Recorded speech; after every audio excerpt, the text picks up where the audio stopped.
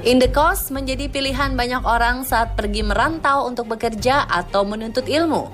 Mendapat tempat kos yang nyaman dengan harga yang cocok ditambah bonus ibu kos yang baik hati adalah rejeki nomplok.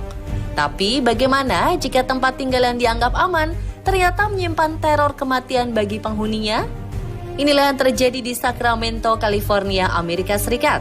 Seorang nenek bernama Dorothea Puente, pemilik sebuah rumah kos yang terlihat sangat baik, ternyata adalah seorang pembunuh dan pecandu narkoba. Ia dilaporkan telah membunuh 7 orang yang kos di rumahnya demi mendapatkan uang mereka.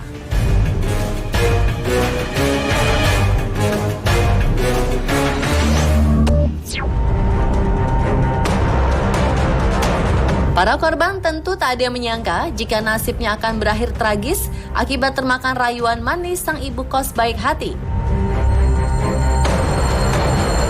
Dorothea memang dikenal sebagai sosok yang baik karena kerap menerima orang-orang yang mengalami kesulitan hidup untuk tinggal sementara di rumahnya.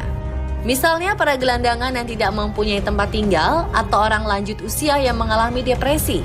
Rata-rata penghuni rumah kos Dorothea berumur 52 sampai 80 tahun.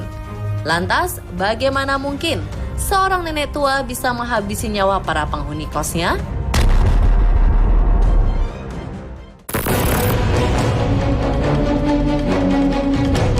Ternyata selain baik hati memberi makanan kepada orang-orang yang kos di rumahnya, ia juga mengorek keterangan tentang obat-obatan yang sering dikonsumsi calon korbannya. Alasannya sih agar bisa berjaga-jaga jika suatu saat penyakit mereka kumat atau mengalami gejala kejiwaan. Tapi siapa sangka hal itu malah dimanfaatkan Dorothea untuk meracuni para penghuni kos dengan tujuan mengambil uang mereka.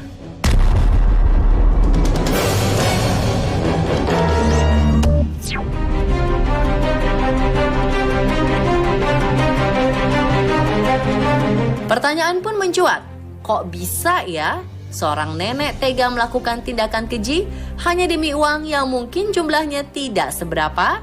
Ternyata wanita kelahiran 9 Januari 1929 tersebut memiliki masa lalu yang suram. Lahir di Redlands, California, sedari kecil Dorothea menjalani hidupnya di sebuah panti asuhan karena kedua orang tuanya meninggal saat dirinya berusia 10 tahun. Ia menikah pertama kalinya pada usia 16 tahun dengan seorang tentara. Tetapi setelah mengalami keguguran, pernikahan yang baru 3 tahun akhirnya kandas di tahun 1948. Pernikahan keduanya terjadi pada 1966 atau saat usianya menginjak 37 tahun dengan seorang pria yang usianya 18 tahun lebih muda darinya. Selama hidupnya, Dorothea juga memiliki beberapa riwayat kriminal. Di antaranya, pada 1950 mendekam selama 1 tahun di penjara atas kasus pemalsuan cek. Lalu pada 1960 ia kembali di penjara selama 90 hari atas tuduhan kasus prostitusi. Dorothea sempat bekerja sebagai seorang perawat lansia sebelum akhirnya memutuskan mengelola sebuah rumah kos di Sacramento, California.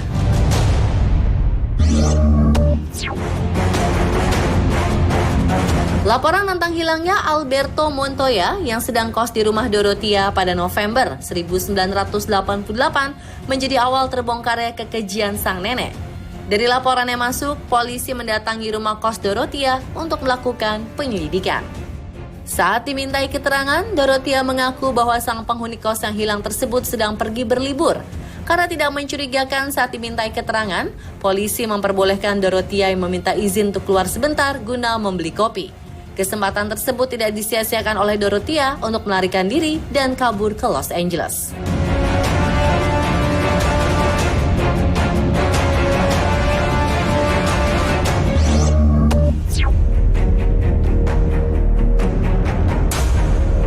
Pada saat Dorothea pergi keluar namun ternyata kabur, polisi melidiki seisi rumah kos dan hasilnya cukup mengejutkan karena menemukan Alberto dalam keadaan meninggal. Polisi juga menemukan jenazah 6 orang lainnya yang pernah kos di rumah Dorothea terkubur di halaman rumah. Dorothea yang kabur ke Los Angeles akhirnya tertangkap setelah ada laporan dari seorang pria di sebuah bar. Ia kemudian diterbangkan kembali ke Sacramento untuk menjalani persidangan. Dorothea didakwa atas 9 kasus pembunuhan, yang 7 diantaranya adalah pembunuhan terhadap para penghuni rumah kosnya.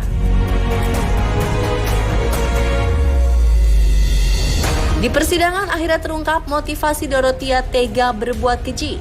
Menurut pengakuannya, ia membunuh untuk mendapatkan uang para korban demi memuaskan hasratnya pada narkoba.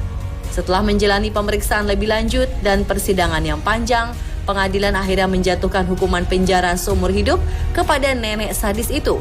Pada 27 Maret 2011, Dorothea dikabarkan meninggal dalam selnya di usia 82 tahun karena sakit.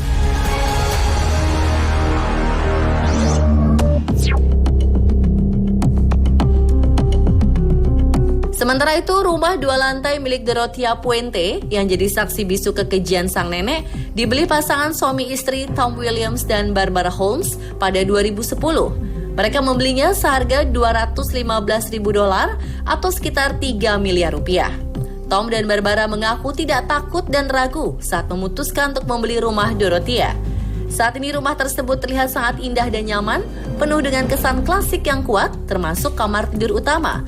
Padahal di sini merupakan lokasi penyimpanan ke-7 jasad yang dibunuh sebelum dikuburkan. Tidak hanya itu, alih-alih menghilangkan semua kenangan buruk, Tom dan Barbara dalam tanda kutip justru membiarkan jejak-jejak kasus pembunuhan. Seperti memberikan aksen garis polisi pada kerai kamar mandi. Duh, ada-ada aja ya pasangan ini. Bahkan pada bagian pintu masuk, mereka menaruh patung yang menyerupai Dorothea, sang nenek pelaku pembunuh keji.